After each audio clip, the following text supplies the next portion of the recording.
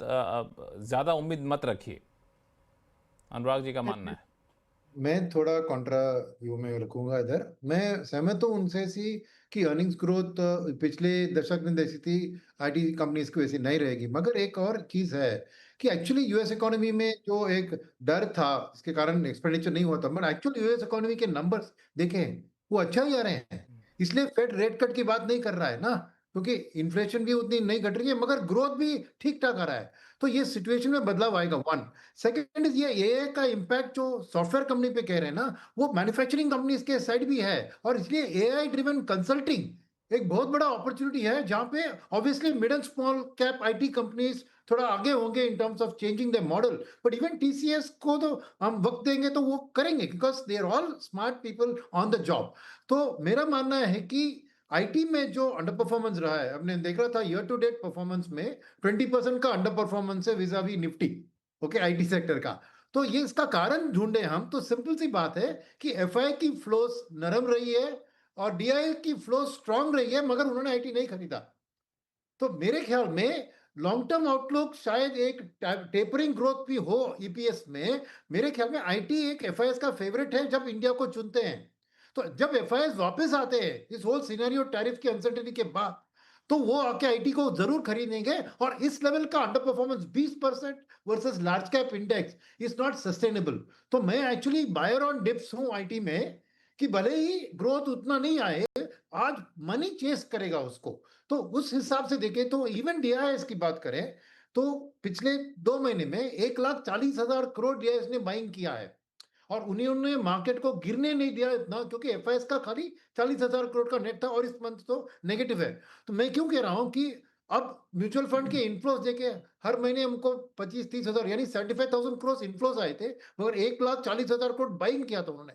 तो अब एक स्थिति आएगी कि इस महीने से जो पैसा आ रहा है शायद वो अभी इमीडिएटली डिप्लॉय नहीं करेंगे, मगर जब डिप्लॉय करेंगे तब मार्केट बढ़ेगा ना। मेरा ख्याल में क्या है, आज वक्त है फ्लोस को ट्रैक करने का, क्योंकि अर्निंग्स ग्रोथ एक तरफ से टैरिफ की अनसर्टेनिटी। थोड़ा सा सुनील जी, मैं जरा आईटी पे, चूंकि आपने अलग राय रखी अनुराग जी से, अनुराग जी ने जो बड़ा ही बेसिक सा मामला उठाया कि पहले इतने लोग काम करते थे, उनकी संख्या, उनकी ज़रूरत घट जाएगी। भले आप डाइवर्सिफाई कर लीजिए प्रोडक्ट को, पोर्टफोलियो को, तो अलग बात है, लेकिन एआई ने उनकी मैन पावर की ज़रूरतों को कम कर दिया है। ये एक बड़ा चैलेंज है।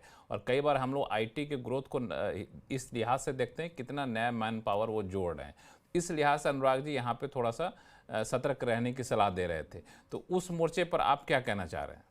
मैं कहूंगा कि वो फ्रेश हायरिंग को कंप्लीटली बंद करा देंगे, एग्जिस्टिंग जितना रीडिप्लॉय कर सकेंगे वो करेंगे, और ले ऑफ भी करेंगे। तो जैसे अनुराग जी ने कहा वो मार्जिन्स को प्रोटेक्ट करेंगे। तो अब से न्यू हाँ जी। डायनामिक क्या होगा कि do not track employ growth to forecast IT profit, क्योंकि दैट इज ओल्ड डायनामिक।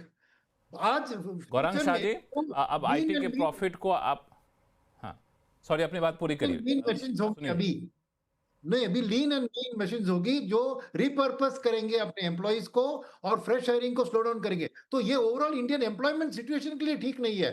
मगर ये कंपनी अपना बचा लेगी और रिपर्पस करके वो नए डायनेमिक को हैंडल करेंगे, जैसे Y2K को हैंडल किया, जैसे सभी चीज को हैंडल किया। Indian IT companies can survive and grow with I AI related consulting. वही मेरा मानना है कि उनको डिस्काउंट मत कीजिए।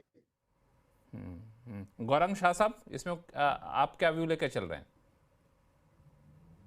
देखिए लक्ष्मण जी, हम जब भी शेयर बाजार की और निवेश की बात करते हैं तो अक्सर हमने एक चीज लगभग सभी लोगों की वाणी में सुनी है।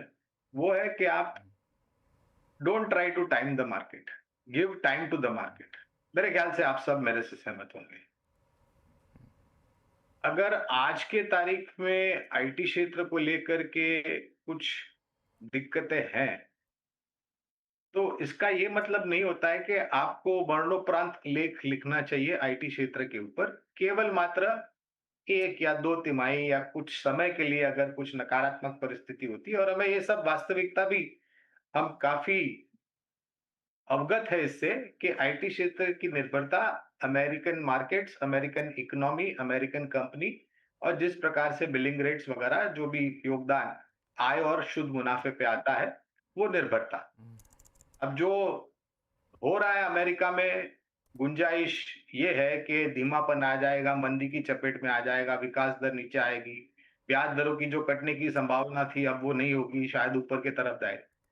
तो देखिए as a brokerage house Laxman भाई, मैं तो एक चीज़ मानता हूँ कि जब काफ़ी लोग नकारात्मक रूप धारण कर लेते हैं किसी एक क्षेत्र के ऊपर, तो मैं सकारात्मक बन जाता हूँ, क्योंकि मैं छोटी मध्यम अवधि के लिए नहीं बाज़ार में देखता। मैं बात कर रहा हूँ निवेश की और लंबी अवधि की।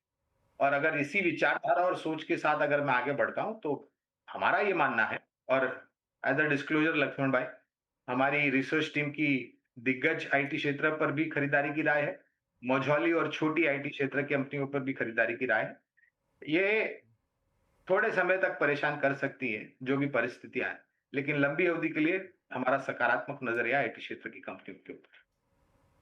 हालांकि आपकी रिसर्च टीम बहुत जानकार है, आप बहुत अनुभवी हैं, लेकिन मैं बहुत ही सिंपल सा सवाल ये पूछना चाहता हूँ कि एक बेसिक सा आपने फॉर्मूला लगाया कि जब किसी सेक्टर को लेकर के बाकी लोग निगेटिव हैं वहाँ हम पॉजिटिव रह सकते हैं। ठीक है, ये फॉर्मूला मैंने मान लिया, लेकिन जब हम पॉजिटिव रहते हैं तो उस सेक्टर को लेकर कुछ प्लस पॉइंट ढूंढ रहे होंगे, तो वो प्लस पॉइंट आप क्या ढूंढते हैं इस मार्केट फार्मूला के अलावा? देखिए आईटी क्षेत्र की जो भी कंपनियां, सेवाएं, प्रोडक्ट्स, प्लेटफॉर्म्स जो भी आप कह लीजिए, मैं एक चीज आपको पूछता हूँ लक्ष्मण भाई, ये एक आधुनिक उपकरण है, मोबाइल जिसे हम कहते हैं। ये हमारी और आपकी जिंदगी के लिए कोविड के पश्चात बहुत महत्व अंग हो गया हमारे जीवन का। ये क्या है गौरव? ये भी इंफॉर्मेशन टेक्नोलॉजी है ना। अगर हमारी आम इंसान की जरूरत इस उपकरण के साथ इतनी जुड़ गई है कि आज के समय में आप इसके बगैर कुछ नहीं कर सकते, आप हैंडीकैप बन जाते हैं।